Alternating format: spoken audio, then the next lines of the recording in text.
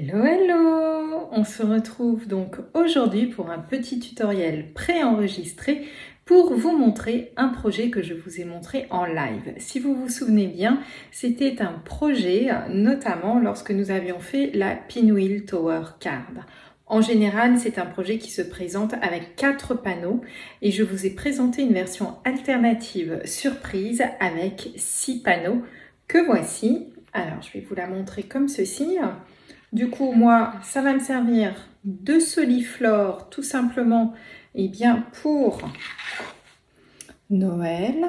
Alors, je vais poser mon vase sans qu'il tombe, voilà. Et donc, du coup, voilà comment se présente mon petit projet que vous voyez ici. Donc, très simple à réaliser, vous allez voir ça. Je vais vous montrer comment le réaliser. Bien entendu, vous retrouverez aussi donc les schémas, les explications sur le site internet. Et n'oubliez pas aussi de vous abonner pour être informé à chaque fois qu'il y a une nouvelle vidéo. Vous êtes prêts? C'est parti! Pour réaliser ce projet, vous allez avoir besoin d'une base ici qui va donc faire 4,1 quart de pouce par 5 pouces de long, donc 10,8 par 12,7. Je vous rappelle que vous avez toutes les mesures dans l'article sur le blog avec les schémas. Il vous suffit tout simplement de cliquer dans le lien situé dans la description de cette vidéo et vous aurez bien entendu toutes les mesures qui sont répétées. Nous allons ensuite faire des plis tous les 1,9 cm, comme vous pouvez le voir ici. Donc, cela fait 3 quarts de pouce, 1 pouce et demi, 2 pouces 1 quart, 3 pouces, 3 pouces 3 quarts, 4 pouces et demi. Donc, tous les 1,9 cm ou tous les 3 quarts de pouce. Ensuite, nous allons avoir pour faire les petites ailes ici de notre projet de 6 morceaux de papier. Ces 6 petits morceaux de papier sont tous identiques et ils font tous 2 pouces 3/8, 2 pouces 3/8 par 4 pouces 1 quart, ce qui fait 6 cm par 10,8. Il vous en faut 6. Ensuite, nous avons besoin, tout simplement ici pour la décoration de 2 types de morceaux de papier.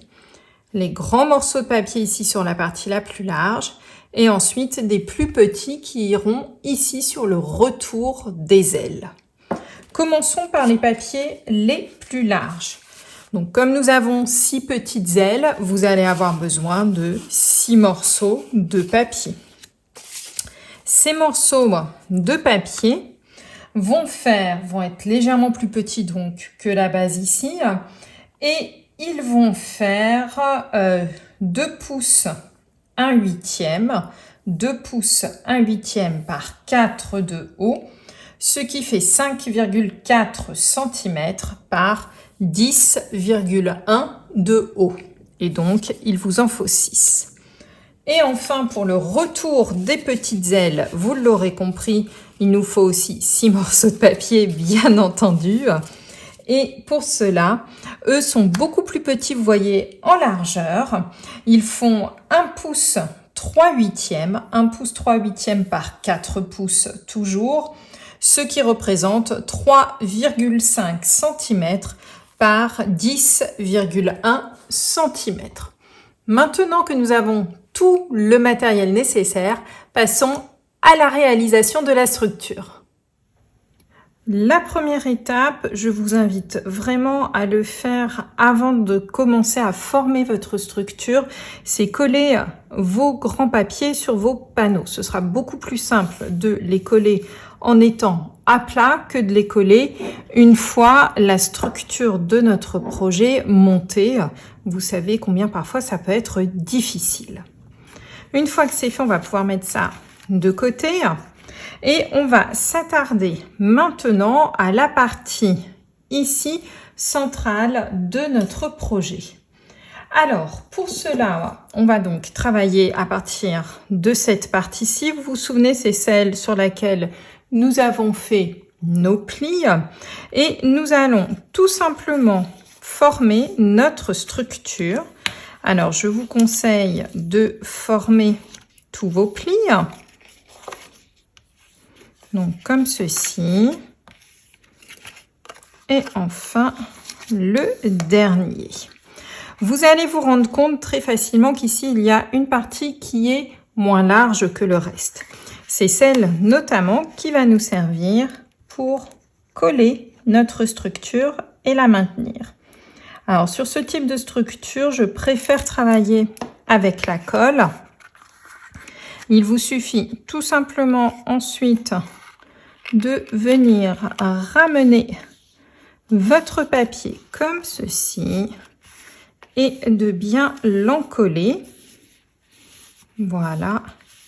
Et nous avons, regardez, notre structure centrale qui est faite très rapidement.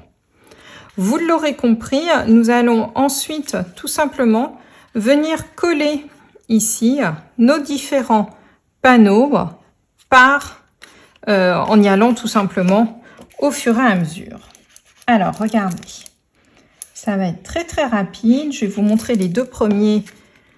Je vais les faire avec vous et ensuite nous ferons les autres en accéléré puisque vous aurez compris le principe.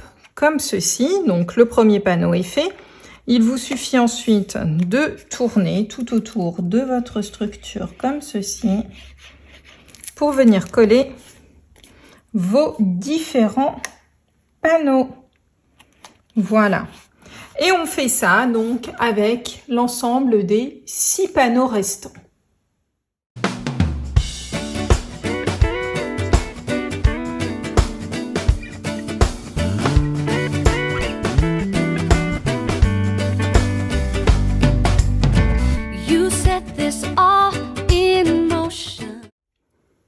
Et voilà, nos 6 panneaux déjà là viennent d'être collés. Il nous reste maintenant à décorer ici avec les petits panneaux. Donc là, très simplement, vous allez refaire exactement la même opération tout en l'appuyant bien, en étant à plat. Ne vous amusez pas à les coller dans ce sens-ci. Ça va vraiment être... vous risquez en tous les cas de les coller pas droit du tout. Et ce serait vraiment dommage que votre structure soit pas parfaite. Donc moi, je vous conseille toujours, vous le savez, de travailler autant que possible à plat. Vous tournez comme on vient de le faire à chaque fois et on va coller nos panneaux. C'est parti!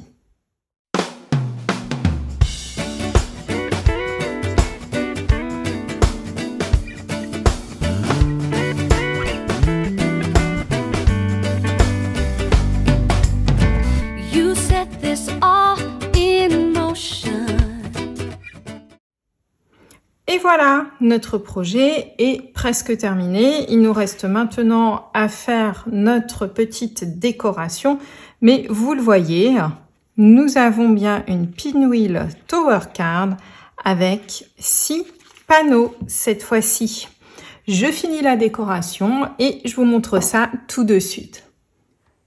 Et voilà, notre projet est maintenant terminé. J'ai donc un joli petit présentoir, et bien pour y mettre, pourquoi pas, des branches de sapin dans ici le petit vase. Et ça me permettra d'avoir une jolie décoration pour Noël. Donc voilà, donc j'ai remis à nouveau les petits flocons que je trouve vraiment magnifiques. Et ici sur les ailes là, j'y mettrai mon menu de Noël, ce qui me permettra d'avoir bien tout simplement mes menus de prêt pour ma table de Noël.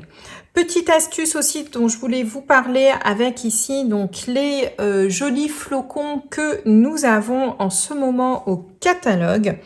Regardez un petit peu comment ils sont magnifiques. Donc ils ont un petit côté iridescent, vraiment très subtil et très sympathique lorsque on les travaille.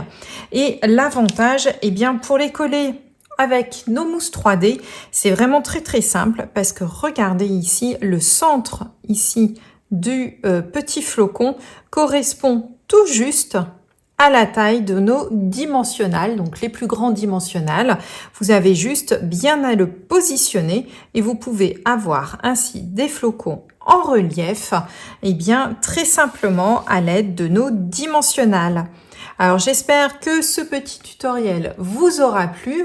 Si c'est le cas, n'hésitez pas à mettre un petit pouce en l'air en dessous de la vidéo et puis partagez aussi cette vidéo pour la faire voyager et la montrer au plus grand nombre. Et je vous dis à bientôt pour une nouvelle vidéo. Bye bye!